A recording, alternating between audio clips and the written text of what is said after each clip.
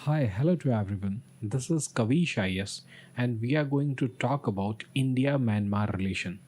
India Myanmar का relation में हम लोग थोड़ा सा पास्ट को भी देखेंगे, प्रेजेंट सिनारियो जो म्यांमार में हो रहा है उसको भी देखेंगे, क्योंकि करंट में जो म्यांमार का सिचुएशन है उसकी वजह से भारत को थोड़ी सी प्रॉब्लम हो रही है। इसके साथ साथ थोड़ा सा जो इंसर्जेंसी है या फिर आप कह सकते हैं जो मणिपुर का इशू है उसमें एक अनदर एंगल भी है म्यांमार का, तो उसको भी समझना ज़रूरी है। फ्यूचर एनालिसिस भी करेंगे कि इंडिया म्यांमार का रिलेशन क्यों इम्पॉर्टेंट है और किस तरह से इन फ्यूचर ये दोनों रिलेशनशिप और बेहतर हो सकता है। So let's begin this topic. बहुत इंपॉर्टेंट है। इस पेपर 2 जो यूपीएससी का है वहाँ से इस टॉपिक को आप लिंक कर सकते हैं। सबसे पहले हम लोग इंट्रोडक्शन से स्टार्ट कर रहे हैं कि इंडिया का जो डिप्लोमेटिक इन्फ्लुएंस है ना 2023 में वो बहुत ही ज़्यादा सर्ज किया है, बहुत ही अच्छा है। भारत का रिलेशनशिप इंटायर वर्ल्ड में बहुत बेहतर देखा जाता है, लेकिन खासकर जो साउथ एशियन नेशंस हैं, म्यांमार हो गया, थाईलैंड हो गया, Cambodia, Malaysia, Indonesia, Philippines, Vietnam, इन सब के साथ जो भारत का इकोनॉमिक बॉन्ड है और स्ट्रेटेजिक बॉन्ड है वो बहुत बेहतर हुआ है। लेकिन आपको एक बात चीज़ समझना पड़ेगा कि जो भारत का पाकिस्तान के साथ कॉन्फ्लिक्ट है ना, उसके वजह से कहीं ना कहीं भारत का जो म्यांमार के साथ क्रूशियल रिलेशन है वो कहीं ना कहीं ओवरलुक्ड हो जाता है। लोग देखते नहीं हैं, वर्ल्ड ध्यान नहीं देता है कि म्यांमार कितना इम्पॉर्टेंट है भारत के लिए। मैं एक एग्जांपल की तरह आपको समझा सकता हूँ कि जिस तरह से पाकिस्तान एक बहुत बड़ा रोल प्ले कर सकता है भारत को कनेक्ट करने में सेंट्रल एशिया से, या फिर भारत को वेस्ट एशिया से कनेक्ट करने में, उसी तरह से म्यांमार एक बहुत बड़ा रोल प्ले करता है भारत को साउथ एशियन नेशन के साथ कनेक्ट करने में। म्यांमार ही वो लिंक है जिससे कि भारत कनेक्ट हो सकता है थाईलैंड से, और उसके बाद तो फिर लाओस, कंबोडिया, वियतनाम, ये सारे जो कंट्रीज़ हैं उससे भारत डायरेक्ट जुड़ सकता है। तो म्यांमार बहुत ही इंपॉर्टेंट है भारत जैसे देश के लिए। So that's why we have to study Myanmar relationship with India in length and breadth. So let's begin with the past. Past को थोड़ा सा टटोलना ज़रूरी है, क्योंकि भारत और म्यांमार जो है वो दोनों ही सेम हिस्ट्री को जिए हैं, दोनों ही कहीं ना कहीं ब्रिटिशर्स के अंदर थे। आपको एक बात समझना पड़ेगा, म्यांमार तो एक समय भारत का ही अंग हुआ करता था। भारत से जो म्यांमार पहले बर्मा कहा जाता था वो 1935 में अलग हुआ है। उससे पहले म्यांमार एक ब्रिटिश इंडिया का ही पार्ट हुआ करता था। हिस्टोरिकल कंटेक्स्ट विथ म्यांमार को देखिए। The relationship with Myanmar is deeply rooted, बहुत ही पुराना रूट है। Encompassing historical ties and joint anti colonial struggle, ये जो चीज़ है वो हमें एक करता था। फॉर एग्जाम्पल आप समझिए ना कि जब ब्रिटिशर्स के अंदर कोई भी दो कंट्रीज होंगे तो दोनों अपने आप को एक दूसरे के साथ रिलेट कर सकते हैं। For example south Africa India के साथ रिलेट कर सकता है, म्यांमार इंडिया के साथ रिलेट कर सकता है, क्योंकि जो स्ट्रगल उन लोगों ने किया वही स्ट्रगल कहीं ना कहीं भारत ने भी किया है। उसके साथ साथ पर्सनल कनेक्शन को भी आपको समझना पड़ेगा। किन के बीच में? जवाहरलाल नेहरू के बीच में और ऑंग सान के बीच में। आप देख सकते हैं कि कितना बड़ा रिलेशनशिप है। जब 1946, ये पिक्चर जो है वो 46-47 की है, जब आंग शान जा रहे थे इंग्लैंड, और इंग्लैंड में उस समय बहुत ही ज़्यादा ठंड पड़ रही थी, तो नेहरू जी ने कहा कि आप जो पहन के जा रहे हैं ना वो वहाँ पर काम नहीं आएगा, इसीलिए मोटे जैकेट आप ले जाइए, आप सॉल ले जाइए। और आंग शान को पंडित नेहरू ने ये सारे गिफ्ट के तौर पर दिया। ये दिखाता है कि पर्सनल कनेक्शन है ये दोनों लीडर्स के बीच में, जो कि फाउंडिंग फादर आगे चल कर के बने म्यांमार के। म्यांमार बनने के बाद फिर भारत के साथ एक फ्रेंडशिप ट्रीटी किया, जो कि कहता है एवरलास्टिंग पीस। कभी भी म्यांमार क्लेम नहीं करेगा, कभी भी म्यांमार अटैक नहीं करेगा इंडिया के ऊपर, और ना ही इंडिया कभी म्यांमार के ऊपर अटैक करेगा। ये अनअल्टरेबल फ्रेंडशिप है, कोई भी तोड़ नहीं सकता है, कोई भी अल्टर चेंज नहीं कर सकता है इस फ्रेंडशिप को। ये ट्रीटी है ट्रीटी ऑफ फ्रेंडशिप इन 1951 का। ये हमारा हिस्टोरिकल कॉन्टेक्स्ट है जो ये बता रहा है कि कितना इंपॉर्टेंट है इंडिया और म्यांमार का रिलेशन। ऑफ कोर्स अभी का जो समय है उसमें थोड़ा सा प्रॉब्लम आया है और उसको भी हम लोग डिस्कस करेंगे और वो प्रॉब्लम क्यों है उसको समझना ज़रूरी है। उस प्रॉब्लम का जो मेन कारण है वो है military rule. You can see out here 1962 में मिलिट्री कू होता है जो कि म्यांमार का रिलेशन पूरे वर्ल्ड से और इंडिया से थोड़ा सा स्ट्रेस्ड कर देता है, क्योंकि भारत हमेशा से ही डेमोक्रेसी को हमेशा सपोर्ट करता है, लेकिन जो म्यांमार का जियो स्ट्रेटेजिक लोकेशन है वो इतना डेलिकेट है कि भारत पूरी तरह से म्यांमार से अलग नहीं हो सकता है, सिर्फ इसलिए क्योंकि वहाँ पर मिलिट्री रूल है। भारत ने हमेशा मेंटेन किया एक डेलिकेट बैलेंस जिसमें कि वो डिप्लोमेटिकली बात करते रहा और सपोर्ट करते रहा डेमोक्रेटिक फोर्सेस को कि आगे चल करके आपको ही म्यांमार को संभालना है। भारत के लिए जो सबसे इम्पॉर्टेंट पॉइंट था वो यही था कि जो चाइनीज़ इन्फ्लुएंस है उसको किसी तरह से रोका जाए। Myanmar has been a consistent concern for India. हमेशा म्यांमार एक कंसर्न का विषय भारत के लिए इसलिए भी रहा क्योंकि भारत को कहीं डर लगता था कि जिस तरह से तिब्बत के ऊपर चाइनीज़ फोर्सेस ने कब्जा किया उसी तरह से म्यांमार का भी हाल चाइना कर सकता है, और इसी कंसर्न की वजह से भारत हमेशा एक स्ट्रेटेजिक इम्पोर्टेंस देता है म्यांमार को और उसके साथ रिलेशनशिप हमेशा बनाए रखता है। So let's study China factor. China factor बहुत इंपॉर्टेंट है। जियो political consideration prompt India to foster economic ties with Southeast Asian nation aiming to reduce dependence on China। China के ऊपर बहुत ही ज़्यादा south east Asian nation depend रहते हैं। For example आज भी अगर बात की जाए ना तो म्यांमार का ज़्यादा झुकाव रहता है आपका चाइना के प्रति, और उसका मेन कारण है हैवी इन्वेस्टमेंट। ऑफ कोर्स वो इन्वेस्टमेंट जो रहते हैं वो सस्टेनेबल नहीं रहते हैं, वायबल नहीं रहते हैं, लेकिन वो इन्वेस्टमेंट बहुत ही ज़रूरी है म्यांमार जैसे छोटे देश के लिए जो कि पूरी तरह से दुनिया में आइसोलेटेड है। कोई भी देश म्यांमार के साथ ट्रेडिंग नहीं करेगा क्योंकि उसके ऊपर सैंक्शंस लगा हुआ है। यूएसए ने सैंक्शंस लगाया हुआ है, यूरोपियन यूनियन ने सैंक्शंस लगाया हुआ है। इस समय चाइना का जो बढ़ता प्रभाव है वो म्यांमार में आसानी से देखा जा सकता है, और इसमें सिर्फ और सिर्फ म्यांमार को अगर कोई बचा सकता है तो वो भारत है। स्ट्रिंग ऑफ पर्ल्स स्ट्रेटेजी की बात कर, एक ऐसा स्ट्रिंग बनाना जिससे चारों तरफ से भारत को घेरा जा सके, उसका एक प्रमुख बिंदु है म्यांमार। म्यांमार, बांग्लादेश, मालदीव, श्रीलंका, ये सारे देश जो हैं वो स्ट्रिंग ऑफ पर्ल्स स्ट्रेटेजी के अंदर आते हैं, जो बेल्ट एंड रोड इनिशिएटिव का ही पार्ट है, BRI का पार्ट है, और ये डायरेक्ट सिक्योरिटी थ्रेट देता है भारत को। तो भारत को क्या करना होगा, इन सब चीज़ को एनालिसिस करके चलना होगा। भारत को ये देखना होगा कि किस तरह से इंडिया म्यांमार को चाइना के इन्फ्लुएंस से बचा सकता है। भारत के लिए जो स्टेबल म्यांमार है वो सबसे इम्पॉर्टेंट है, क्योंकि उसके वजह से जो डिपेंडेंस है चाइना के ऊपर उसको कम किया जा सकता है। Dependence would be broken down और म्यांमार किसी के अंडर नहीं रह पाएगा, वो खुद से ग्रोथ कर पाएगा। That would be the perfect situation for India. Now तो ये जो स्टेबिलिटी म्यांमार में लाना है उसके लिए भारत क्या कर रहा है। भारत बहुत बार इंफ्रास्ट्रक्चर डेवलपमेंट करना चाहता है, लेकिन ये जो कू होता है ना, भारत उसके वजह से खुल करके म्यांमार का समर्थन नहीं कर पाता है। So let's have a look on India's role after the 2021 coup. आपको समझ में आना चाहिए कि वहाँ पर जो डेमोक्रेटिक पार्टी इलेक्टेड थी उसको हटा करके मिलिट्री रूल वहाँ पर स्थापित कर दिया, जिसको मिलिट्री जुंटा भी कहते हैं।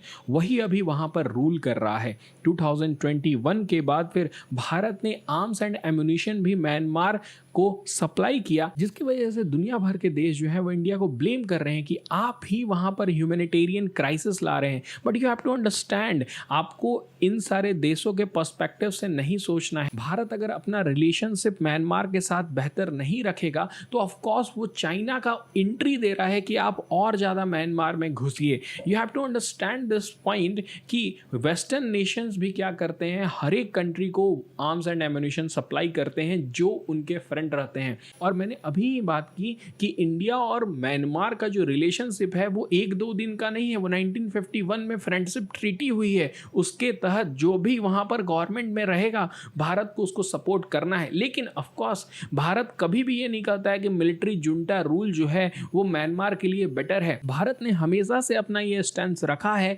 कि भारत डेमोक्रेसी को सपोर्ट करता है। भारत ये चाहता है कि वहाँ पर डेमोक्रेटिकली इलेक्टेड पीपल हों जो कि म्यांमार को चलाएं।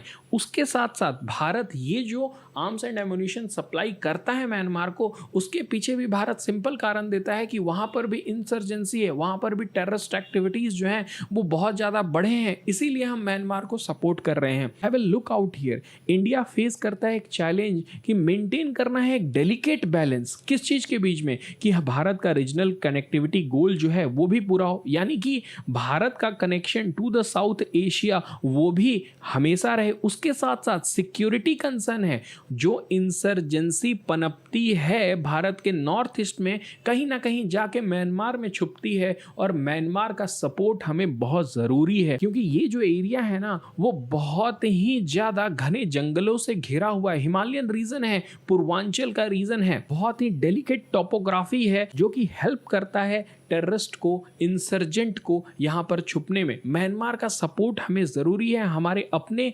सिक्योरिटी के लिए। और ऑफ कोर्स सिविल अनरेस्ट भी एक बहुत इंपॉर्टेंट पॉइंट है जिसको हम लोग आगे फर्दर डिस्कस करने वाले हैं लेंथ एंड ब्रेथ में। ना जो कनेक्टिविटी का पॉइंट है उसको समझने के लिए आप समझ सकते हैं Myanmar Thailand India trilateral highway.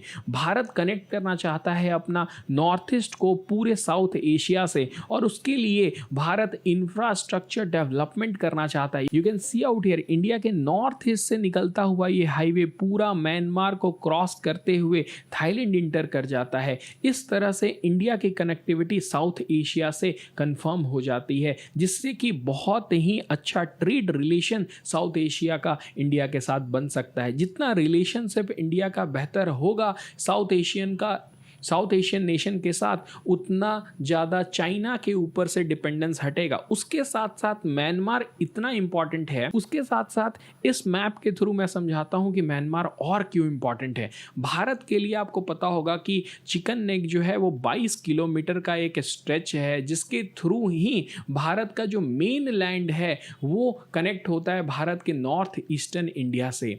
अब वो जो 22 किलोमीटर का स्ट्रेच है वो इतना ज़्यादा पतला है और स्ट्रेटजिकली बहुत ही इंपॉर्टेंट है, वो एकमात्र रीज़न है, और उतना ईजिली वहाँ से गुड्स और सप्लाई जो हैं वो नहीं क्रॉस हो पाते हैं नॉर्थ ईस्ट इंडिया में। इसीलिए इंडिया को मल्टीपल रूट्स की ज़रूरत है। भारत ने पहले बात किया बांग्लादेश से कि आप क्या करिए ना, वेस्ट बंगाल के थ्रू आराम से बांग्लादेश को पार करेंगे और हम अपने नॉर्थ ईस्टर्न इंडिया में जो भी सप्लाई हमें पहुंचाना है वो बहुत ही ईजिली हम पहुंचा सकते हैं। लेकिन बांग्लादेश जैसा कंट्री ऑफ कोर्स है तो उसकी जो मानसिकता है वो कहीं ना कहीं पाकिस्तान से तो मिलती ही मिलती है, उतना नहीं मिलती है लेकिन मिलती है। जिस तरह से पाकिस्तान कभी भी कनेक्शन नहीं देगा भारत को सेंट्रल एशिया में या फिर वेस्ट एशिया के साथ, उसी तरह बांग्लादेश ने भी कहा we would not give you a route to your north east. तो भारत ने क्या किया, एक दूसरा सी रूट का निर्माण किया म्यांमार के थ्रू। और इसीलिए मैं बोल रहा हूं भारत की जो नॉर्थ ईस्ट की कनेक्टिविटी है वो म्यांमार के थ्रू बहुत ही इजी हो सकता है। You can see out here, Bharat का जो कोलकाता का पोर्ट है हेओरा से यहाँ से निकलता है, ये जो रूट है वो पूरा बे ऑफ बंगाल को क्रॉस करते हुए म्यांमार का जो सितवे पोर्ट है वहाँ तक जाता है। फिर इसको कलांदान प्रोजेक्ट भी कहते हैं, जो रिवर कलांदान से होते हुए 158 किलोमीटर ऊपर तक जाएगा और उसके बाद फिर वो भारत का मिजोरम को कनेक्ट कर देगा। इस तरह से हम लोग बांग्लादेश को बाईपास करके हमारे नॉर्थ ईस्ट इंडिया तक अपना प्रोडक्ट जो है वो पहुंचा सकते हैं। ये एक तरह से बांग्लादेश को भी प्रेशर करेगा कि आप एक रूट दीजिए, क्योंकि हम इधर से तो निकल ही जा रहे हैं, बेटर रहेगा कि 4 पैसे आप कमा लेंगे। सो इस तरह के जो प्रोजेक्ट है ना वो इंडिया और म्यांमार का रिलेशन को और ज़्यादा स्ट्रेंथन करते हैं, और ये भी दिखाता है कि भारत का डिपेंडेंस है म्यांमार के ऊपर। बिना म्यांमार के रिलेशन से भारत साउथ एशिया को नहीं कनेक्ट कर सकता है, और इवन अगर इस रूट की बात करें तो अपना नॉर्थ ईस्ट में भी कनेक्शन नहीं कर सकता है। So this is a very important point to be considered. ना उसके बाद डिस्कस करते हैं कि और क्या इंपॉर्टेंस है म्यांमार का। तो आपको मैंने ये थोड़ा सा भी बताया था। You can see out here insurgent group जो हैं, भारत के नॉर्थ ईस्ट में बहुत सारे इंसर्जेंट ग्रुप हैं जो कि जाकर के छुप जाते थे आपके म्यांमार में। म्यांमार के मदद से आप इनको काउंटर कर सकते हैं, क्योंकि इन्हें भी सपोर्ट जो मिलता है वो चाइना से मिलता है और पाकिस्तान से मिलता है। इन्हीं दोनों का काम है भारत में अशांति फैलाना, और म्यांमार के सपोर्ट से हम लोग क्या कर सकते हैं, काउंटर कर सकते हैं। कुछ दिन पहले आपने सुना होगा कि भारतीय फोर्स म्यांमार में घुस करके इंसर्जेंट को मार रही हैं।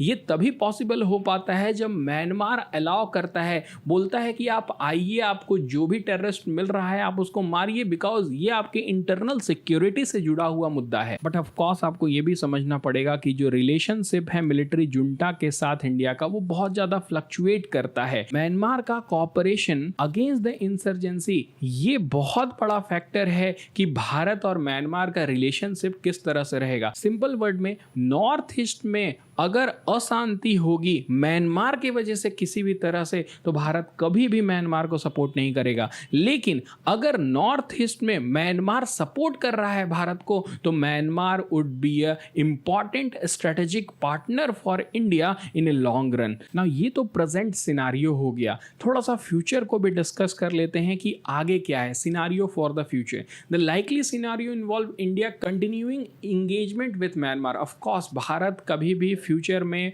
म्यांमार के साथ हमेशा मिल करके ही काम करना चाहेगा, उसके साथ इकोनॉमिक रिलेशन और बेहतर करेगा, जिसमें भारत इंफ्रास्ट्रक्चर डेवलपमेंट करेगा म्यांमार में, उसको मिलिट्री असिस्टेंस देते रहेगा और रीजनल कनेक्टिविटी को और बेहतर करेगा। बैलेंस करना पड़ेगा भारत को जुंटा के साथ, और डेमोक्रेसी मूवमेंट को भी सपोर्ट करना पड़ेगा, क्योंकि पूरा दुनिया देख रहा है कि भारत प्रो डेमोक्रेसी है या फिर डेमोक्रेसी के खिलाफ है ना। उसके साथ साथ आगे होगा क्या, उसके ऊपर भी थोड़ा सा नज़र डाल देते हैं कि क्या सिविल वार जो है वो स्पिल ओवर होगा। ये बहुत बड़ा कंसर्न है रोहिंग्या इशू वाला, उसको थोड़ा सा डिस्कस कर लेते हैं, क्योंकि अगर म्यांमार को डिस्कस किए और रोहिंग्या को नहीं डिस्कस किए तो वो अधूरा है। रोहिंग्या मुस्लिम जो हैं वो रहते हैं म्यांमार के रखाइन स्टेट में। रखाइन स्टेट में रोहिंग्या पॉपुलेशन रहते हैं, लेकिन क्योंकि वहाँ पर सिविल अनरेस्ट हुआ, मिलिट्री जो है वो क्या करने लगी, वहाँ माइनॉरिटीज को मारने लगी, भगाने लगी, तो रोहिंग्या क्राइसिस उत्पन्न हुआ, जिसके वजह से रोहिंग्या भागते हुए बांग्लादेश पहुंचे। इवन भारत के भी बहुत सारे शहरों में आपको रोहिंग्या मिल जाएंगे। रोहिंग्या क्राइसिस एक बहुत इंपॉर्टेंट क्राइसिस है जो कि पूरे वर्ल्ड ने देखा। इसी को कहते हैं सिविल वार स्पिल ओवर। ये जो वार वहाँ पर हुआ उसकी वजह से भारत को परेशानी हुई, हालांकि सबसे ज़्यादा परेशानी बांग्लादेश को हुई है। बांग्लादेश में जितने रोहिंग्या मुस्लिम आए हैं, इसी को सिविल वार स्पिल ओवर कहते हैं। और जो पोटेंशियल स्पिल ओवर है सिविल वार का, वो इंडिया को एक थ्रेट पोजेस करता है जो कि इंसर्जेंसी बढ़ा देगा। You can see out here international pressure on India to accept more refugee, the risk of a strained relation and the complex geopolitical context are crucial consideration. यानी कि पूरा दुनिया कह रहा है कि आप और ज़्यादा रिफ्यूजी लो, भारत बोल रहा है कि हमारे पास पहले से 140 करोड़ लोग हैं, हम ऐसे लोगों को नहीं ले सकते हैं जो कि हमारे इंटरनल सिक्योरिटी के लिए खतरा है। पता चला आगे चल करके यही बम ब्लास्ट कर रहे हैं भारत में, तो भारत क्या करेगा? India is not ready to accept that amount of refugee. Bharat क्या कर रहा है, जो ह्यूमैनिटेरियन एड है वो भारत पहुंचाने के लिए हमेशा तैयार रहता है, लेकिन भारत रिफ्यूजी लेने के हालत में नहीं है। You can see out here क्या कह रहा है कि सिविल वार अगर होगा तो इसका रिपरकशन जो होगा वो भारत पर होगा, higher influx of refugee create होगा, और उसके वजह से भारत में इंसर्जेंसी जो है, टेररिज्म जो है वो भी बढ़ सकता है। इसको काउंटर करने के लिए आगे चल करके भारत को क्या करना पड़ेगा, ट्रूप्स को डिप्लॉय करना पड़ेगा, एंड इवन भारत को इस पूरे रीजन में इमरजेंसी भी डिक्लेयर करना पड़ सकता है। सो इस तरह का जो सिनारियो है भारत को कंसिडर करके चलना होगा। लेकिन वही है कि इवन लेस लाइकली सिनारियो, ये लेस लाइकली है कि होगा ही होगा, लेकिन ऐसा हो सकता है, क्योंकि जो सिचुएशन है ना अभी का, रोहिंग्या मुस्लिम भी फाइट कर रहे हैं किसके अगेंस्ट, वहाँ की मिलिट्री जुंटा के अगेंस्ट, तो सिविल वार जैसा सिचुएशन चल रहा है। अगर रोहिंग्या को बाहर से मदद मिलने लगे, जैसे बांग्लादेश से मिल जाए या फिर वेस्ट एशियन नेशन से मिल जाए, जिस तरह से अभी पैलेस्टीनियंस को ईरान से मिल रहा है, तो ईरान या फिर कोई वेस्ट एशियन नेशंस वहाँ के रोहिंग्या को मदद करने लगे, तो हो सकता है कि जो स्पिल ओवर होगा वो भारत को भी अफेक्ट करेगा और भारत को वही ट्रूप्स की मदद लेना पड़ेगा और इस रीजन को इमरजेंसी डिक्लेयर करना पड़ सकता है। तो इस तरह का प्रॉब्लम जो आने वाला है उसको भी कंसिडर करके चलना है। नाउ क्या यूपीएससी पर्सपेक्टिव से इंपॉर्टेंट है? तो 100% इंपॉर्टेंट है, इसमें तो कुछ कह ही नहीं सकते हैं। इंडिया और इंडिया की जो नेबरहुड है ना, उससे क्वेश्चन हमेशा पूछता है। जैसे कि मैंने अभी आपको डिस्कस किया कि जो कनेक्टिविटी प्रोजेक्ट है, जैसे कि भारत, म्यांमार और थाईलैंड के बीच में ट्राईलेटरल हाईवे है, उसी तरह से एक मेकोंग गंगा कोऑपरेशन भी है और 6 कंट्रीज इसके पार्ट हैं, भारत और उसके साथ साथ जो साउथ ईस्ट एशियन नेशंस हैं, उसमें बांग्लादेश और चाइना नहीं है। तो इसका आंसर जो है वो है 1 and 3 are not part, B answer है। ना you have to understand this कि ये 2015 में इस तरह के क्वेश्चन पूछा है जिसका रिलेशन डायरेक्ट म्यांमार से है या फिर आप कह सकते हैं कि साउथ एशिया से है। इसी तरह से यूपीएससी क्या करता है, म्यांमार से रिलेटेड जो मेंस में क्वेश्चन भी पूछ सकता है। जैसे कि पूछ देगा कि रोहिंग्या क्राइसिस क्या है और इसका इम्पैक्ट भारत के ऊपर किस तरह से पड़ सकता है। उसके साथ साथ पूछ सकता है कि भारत किस तरह से, म्यांमार और भारत का जो रिलेशन है वो बहुत इंपॉर्टेंट है टू काउंटर चाइना। तो बहुत सारे डायमेंशन निकल जाते हैं और उन्हीं सारे डायमेंशन के ऊपर आपको ध्यान रखना है। तो आई होप आपको एक बेसिक नॉलेज मिल गया है इंडिया म्यांमार रिलेशन के बारे में। थोड़ा सा पास्ट में हम लोग गए, प्रेजेंट सिनारियो देखें, इंफ्रास्ट्रक्चर के बारे में देखें और उसके साथ साथ रोहिंग्या के बारे में भी थोड़ा सा डिस्कस कर लिए हम लोगों ने। तो एक ओवरऑल ओवरव्यू देने की कोशिश थी इस वीडियो से। आई होप आपको समझ में आया होगा। That's it for this video. Thank you.